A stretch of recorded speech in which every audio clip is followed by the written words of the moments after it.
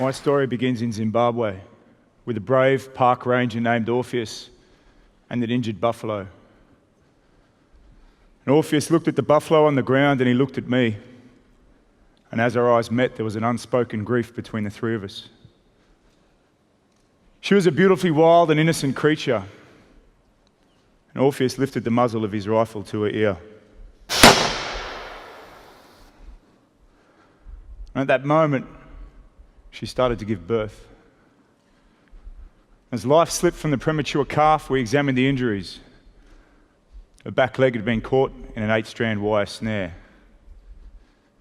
She'd fought for freedom for so hard and so long that she'd ripped her pelvis in half. Well, she was finally free. Ladies and gentlemen, today I feel a great sense of responsibility in speaking to you on behalf of those that never could. Their suffering is my grief, is my motivation. Martin Luther King best summarizes my call to arms here today. He said, "There comes a time when one must take a position that's neither safe, nor political, nor popular. But he must take that position because his conscience tells him that it's right." Because his conscience tells him it is right. At the end of this talk, I'm going to ask you all a question. That question's the only reason I travelled here today all the way from the African savannah. That question for me has cleansed my soul. How you answer that question will always be yours. I remember watching the movie The Wizard of Oz as a young kid, and I was never scared of the witch or the flying monkeys. My greatest fear is that I'd grow up like the lion, without courage. And I grew up always asking myself if I thought I'd be brave. Well, years after Dorothy had made her way back to Kansas, and the lion had found his courage, I walked into a tattoo parlor and had the words "seek and destroy" tattooed across my chest. And I thought that'd make me big and brave. Well, it'd take me almost a decade to grow into those words. By the age of 20, I'd become a clearance diver in the Navy. By 25, as a special operations sniper, I knew exactly how many clicks of elevation I needed on the scope of my rifle to take a headshot on a moving target from 700 meters away.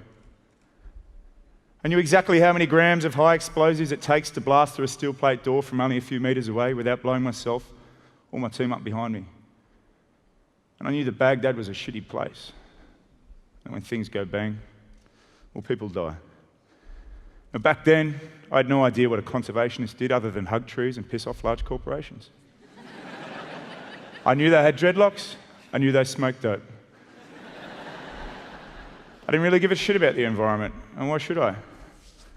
I was the idiot that used to speed up in his car just trying to hit birds on the road.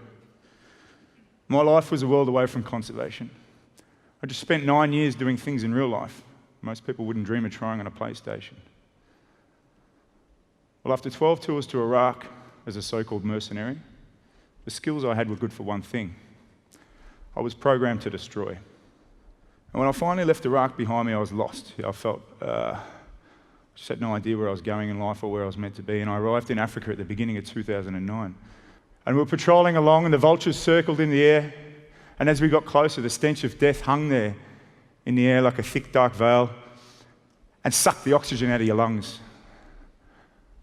And as we got closer, there was a great bull elephant resting on its side with its face cut away.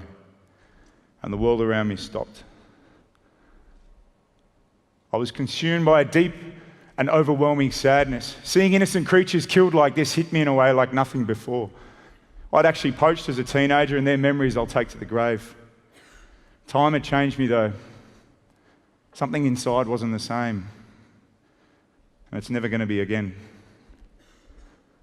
I asked myself, does that elephant need its face more than some guy in Asia needs a tusk on his desk? Well, of course it bloody does. That was irrelevant.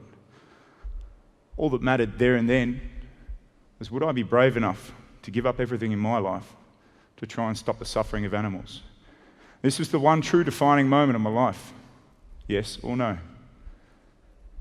I contacted my family the next day and began selling all my houses.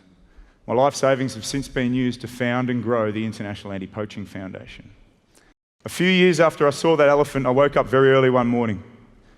I already knew the answer to the question I was about to ask myself, but it was the first time I'd put it into words. Does a cow value its life more than I enjoy barbecue?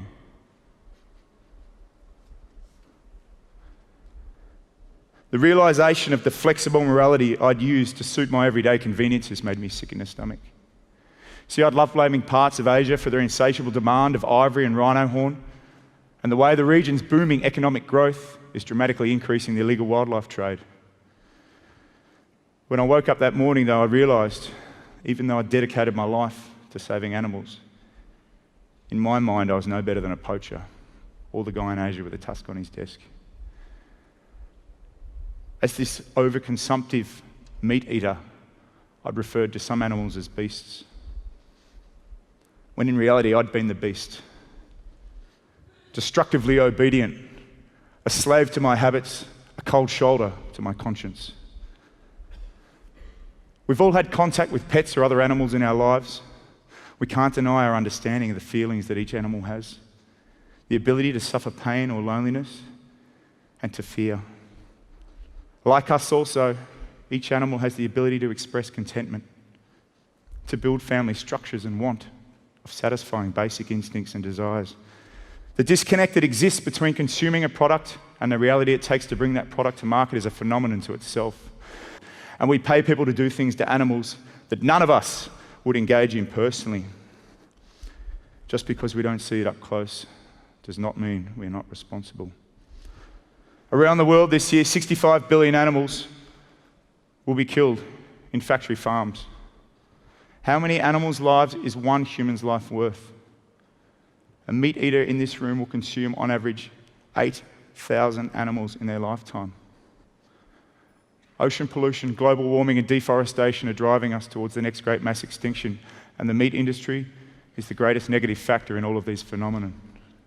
Whether we're talking about factory farming, live export, poaching, the fur trade, logically, it's all on the same playing field to me.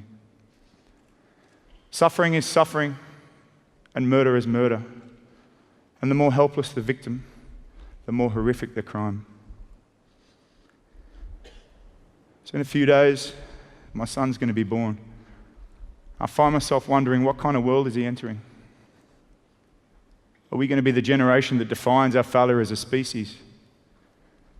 I believe our generation will be judged by our moral courage to protect what's right, and that every worthwhile action requires a level of sacrifice. Well, I now offer myself without reservation to animals. And when I strip away all the material belongings around me, I see that I too am an animal. We're family, together on one planet.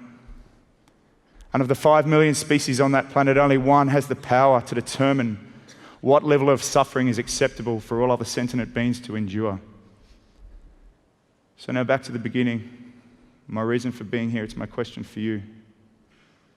Next time you have an opportunity to make a difference for animals, will you be brave enough? Yes or no? Thank you very much.